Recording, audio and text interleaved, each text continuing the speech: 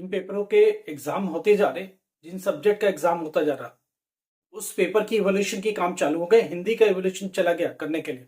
मैं आपको बता दूं, हिंदी की इवोल्यूशन की कॉपी चली गई, कॉपी को इवोल्यूशन के लिए भेज दिया गया। अब बात यह रही कि कौन सी कॉपी किधर गई है। हिंदी की कॉपी चूंकि ज्यादा है तो इसको कई जोन में बांटा गया।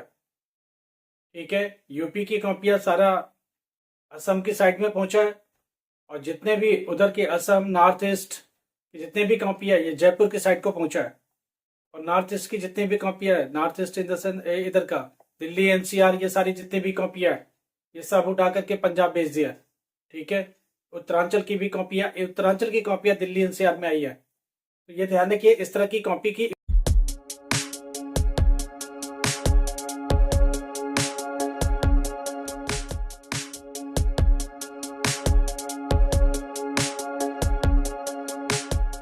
इवोल्यूशन चालू हो चुकी है। हिंदी का इवोल्यूशन चालू हो रहा है। इंग्लिश के इवोल्यूशन के लिए कुछ आपको कल बोला था कि कुछ इंडिकेशन दिए गए, क्या करना कैसे करना है। इंग्लिश में एक बात समझ लीजिए, जो पैराग्राफ से क्वेश्चन निकाल के लिखना है, आंसर निकाल के लिखना है, उसमें बोला गया कि बच्चा आंसर निकाल के लिखता है, थोड़ी लैंग्वेज की भी प्रॉब्लम है, अगर सिर्फ आंसर निकाल लेता तो भी मार्क्स दे देना। इसलिए पैराग्राफ के क्वेश्चन कभी नहीं छोड़ना। जो एक पार्ट आपका दिया रहता है, देखो एक जो पार्ट दिया रहता है उसमें क्वेश्चन नीचे दिया रहा, क्वेश्चन नंबर 1 मैंने कल समझाया था आपको। उसमें से क्या होता है, एक छोटा सा पार्ट दे दिया पैराग्राफ का, नीचे एक एक नंबर के 4 क्वेश्चन दे दिए, और फिर उसका 20 सेक्शन में 4 क्वेश्चन। पहला ही क्वेश्चन 8 मार्क्स का है। तो इसमें से क्वेश्चन, उसी में से पैराग्राफ को पढ़िए, उसी में से आपको आंसर मिलता चला जाएगा, तो उसी में लिख लीजिए। ये बोला गया कि बच्चे ने अगर लिख दिया, उसमें ग्रामेटिकल मिस्टेक है या कुछ भी है, उसमें से निकाल के लिख दिया ना, तो आंसर पूरे मार्क्स दे दिए जाए। ये बोला गया इंस्ट्रक्शन में। तो ये आपके लिए बेनिफिशियल है, क्योंकि वो पूरा आदेश मिला है ऐसा करने के लिए इवोल्यूशन टीम को, इसलिए आपको पूरा ही इसका फायदा मिलने वाला है।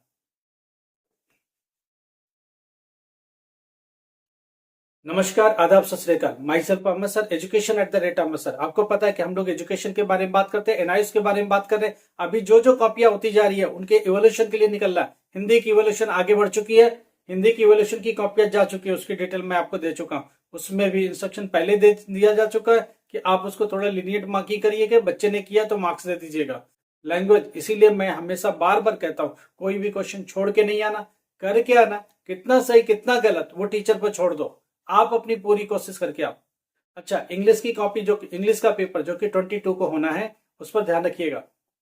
22 में जो पेपर है उसके हिसाब से अपना कहानी चलेगी। बोर्ड ने क्या बोला है, पैराग्राफ से जो क्वेश्चन के आंसर्स करने हैं, पैसे दिए हुए, आप नीचे क्वेश्चन है उससे निकाल के अगर लिख रहे हैं, उसमें थोड़ा बहुत मिस्टेक भी है और वो पॉइंट आंसर को मैच करता है, तो 100% मार्क्स दे दिया जाए, ऐसा बोला गया। तो ये थोड़े इंटरनल इंस्ट्रक्शंस होते हैं। जब इवोल्यूशन का टाइम आता है और जब पेपर होने वाला होता है, उसी टाइम ये मीटिंग हो जाती है, क्योंकि पेपर आते से ऑटोमेटिक अपने रूट पर पहुंच जाए और within 4 days 5 days within week वो कॉपियां इवोल्यूशन के लिए चली जाए।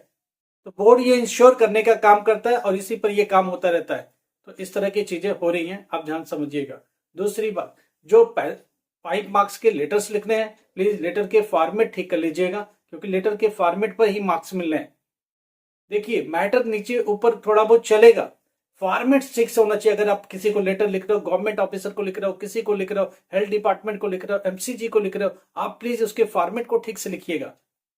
तो ये बोला गया कि अगर फॉर्मेट ठीक चल रहा तो मार्क्स दे दीजिएगा। बाकी बच्चा अपने हिसाब से भी बहुत सारी बातें लिखता है, कितना सही कितना गलत उसको छोड़ दीजिए आप। ओके, फिर तीसरी बात, जो 100 वर्ड का लिखना है, किसी actor, actress, favourite game, favourite खिलाड़ी, फेवरेट क्रिकेटर, फेवरेट फुटबॉलर, ये सब में से एक क्वेश्चन आना है 5 मार्क्स का, ध्यान रखिएगा। उनको भी ध्यान से आप लिखिएगा प्लीज, क्योंकि इसका बहुत बड़ा रोल है। अब जब आप लिखते हो तो कितने वर्ड पर ध्यान रखिएगा। 80 to 100, टीचर के पास इतना टाइम नहीं है कि वो पढ़े, वो ये देखता है 80 to 100 वर्ड्स जस्टिफाई करता है क्या। अगर जस्टिफाई करता है तो आपको पूरे भी मार्क्स दे सकता है। कहीं काट पीट मत, कोई गलती भी हो तो काटिएगा मत, ताकि शो ना हो कि ये गलती हो गई है और आपने काटा हुआ है, ऐसा बिल्कुल शो नहीं होना चाहिए। अगर नहीं शो होता है तो टीचर को नहीं लगता कि बच्चे ने गलत किया है।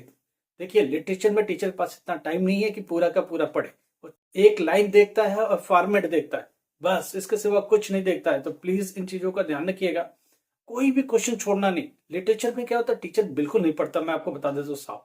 हिंदी और इंग्लिश में शुरू के लाइन उसको अच्छे लगे, उसके बाद का कोई लाइन नहीं पढ़ता है, उसको लगता है 3 मार्क्स के बराबर लिख दिया, 3 मार्क्स दे दो। 2 मार्क्स के बराबर लिख दिया 2 मार्क्स दे दो, 1 मार्क्स के बराबर आ गया तो 1 मार्क्स दे दो। इनको ध्यान रखना, कोई क्वेश्चन छूट रहा है आप उनको क्या करना, उनको भी अटेम्प्ट कर देना। उसके लगेगा क्या है, शुरुआती दौर में थोड़ी सी ठीक अपना दिमाग लगाना, बाकी का जरूर लिख देना, उससे मार्क्स मिलेगा और पास होने की प्रोबेबिलिटी बढ़ जाती है। जो क्वेश्चन नहीं आया उसके बदले कोई और क्वेश्चन आता है तो आंसर लिख करके वो उठा के रख दो।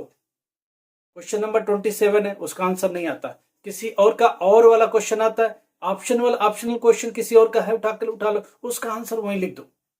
मगर क्वेश्चन नंबर 27 ही मेंशन करना, जो नहीं किया वो मेंशन करना है, राइट। उससे क्या होगा, उसको भी इवेलुएट में फायदा मिल सकता है आपको, 1 नंबर 2 नंबर 3 नंबर कुछ भी फालतू फायदा मिल सकता है। इसलिए इन चीजों का ध्यान रख के ज्यादा से ज्यादा मार्क्स उठाने की कोशिश करना है।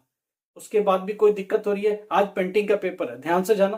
पेंटिंग का मार्क्स कितना है, पेंटिंग का मार्क्स है कितना, 8 मार्क्स पासिंग के लिए चाहिए। ध्यान रखना, आज के पेपर में 8 मार्क्स पासिंग के लिए चाहिए, 12th class painting, right.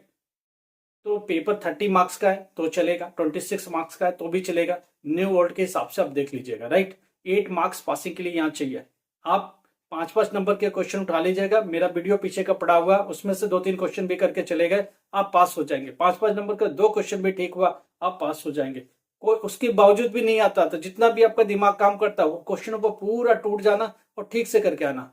10th class science, अगर मान लो डाइजेस्टिव सिस्टम है, आपको एक्सक्रीटरी सिस्टम है, कोई सिस्टम आ गया तो सिस्टम का कम से कम डायग्राम जरूर बना देना। नर्वस सिस्टम है, डाइजेस्टिव सिस्टम है, एक्सक्रीटरी सिस्टम है, रेस्पिरेटरी सिस्टम है, आप उसका डायग्राम जरूर बना देना। कम से कम कुछ नहीं होगा तो 1-1 2-2 नंबर यहां से मिल जाएंगे। बाकी की आपको जितनी नॉलेज है उसके हिसाब से आप काम करिएगा। फ्लावर का डायग्राम, आई के ऊपर क्वेश्चन, एक सिस्टम जरूर आएगा, digestive, respiratory, excretory, nervous system, इनके ऊपर जरूर आएगा। आप इसको ध्यान से पढ़ के जाइए, जितना भी आप पॉसिबल हो करिए। चीटिंग की बातें बच्चे कर रहे हैं, भाई देखो मैं इनको इंडोर्स नहीं करता, फिर भी हर जगह चल रहा है, माहौल है, आपको फायदा मिलता है तो आपको क्या करना, आप अपना डिसीजन लो, आपको बेनिफिट उठाना है, जो करना करो। हम लोग इसको इंडोर्स नहीं करते, ये हमेशा बोलते हैं कि आप इनसे बचिए, अपने पढ़ाई पर फोकस करिए, क्योंकि वही लाइफ टाइम आपके काम आएगा। लाइक करो, सब्सक्राइब करो, शेयर करो। Thank you so much.